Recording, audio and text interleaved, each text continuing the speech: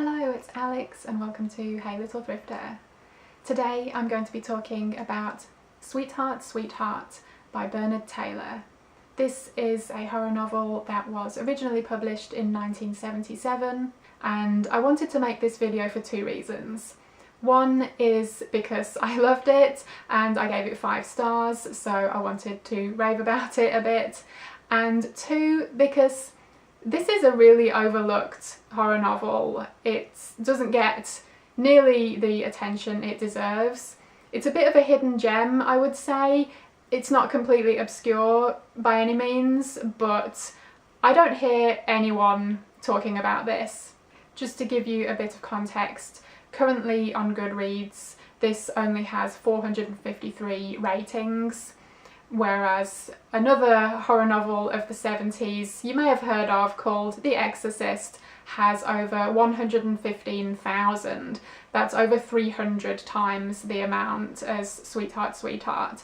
And yeah, I just can't believe I never hear anyone talking about this. It's crazy. Okay, so let me talk about the book itself.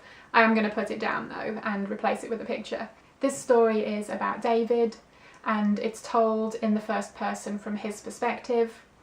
David is in his early 30s, he has a twin brother called Colin, and they both grew up in the UK, but then several years ago David moved to the US. David and Colin haven't had a very close relationship over the years, but David has been starting to worry about his brother, and he feels compelled to travel back to the UK to visit him.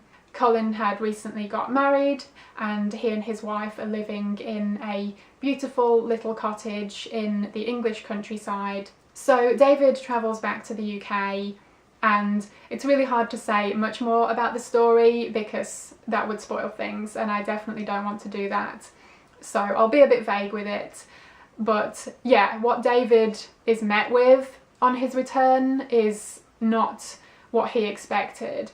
David decides to stay for a while and he stays in Colin's cottage and he meets some of the inhabitants of the village and he gets to learn more about the history of the cottage and the people that previously lived there.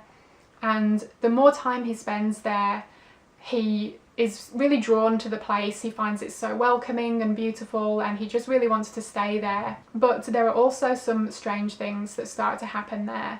So he decides to try and learn more and figure out what is going on. This book is so excellently written. Everything was described so vividly that I could really picture everything.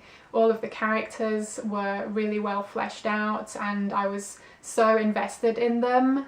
The story is a bit of a slow burn. I didn't find it slow at any point though. It is completely absorbing and really gripping at times. It is atmospheric and emotional. There were definitely a few times that I might have been welling up a little bit, and there's a bit of a family drama aspect to it. There are also some creepy goings on, which is always awesome, and there's a mystery involved also. So there's a lot going on, but it was so well weaved together. There were a few times where I thought I might know where the story was going, but I was wrong every time, and it definitely goes to some unexpected places. There were even a few times when I audibly gasped at certain moments.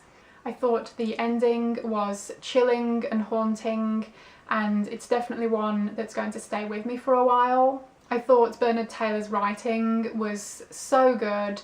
It really drew me in, and there were definitely a lot of passages and sentences that I marked that I want to return to. There was a certain element to the story that I won't go into detail on, but in other hands it could have been really cheesy and cringeworthy, but written by Bernard Taylor, it was just so well done. There have been a few other books I've read this year already that I also gave 5 stars to, but they've all been much more well-known books, for example like Rosemary's Baby by Ira Levin. So it generally has really good reviews and is renowned, you know, within the genre. So I had a certain level of expectation, and thankfully it did meet that expectation, and yeah, I thought that was amazing. But with Sweetheart Sweetheart, it does have decent reviews on Goodreads. I think it has, you know, 3-point-something stars on there, so that is a really good rating overall. It just doesn't have a ton of ratings, so I didn't really know what to expect, and I guess I didn't really have any expectations as such because of that. So I just went in hoping it would be good. So I was really blown away at the fact that I loved it so much, and it was, yeah, just such a great experience, and I want more people to know about it.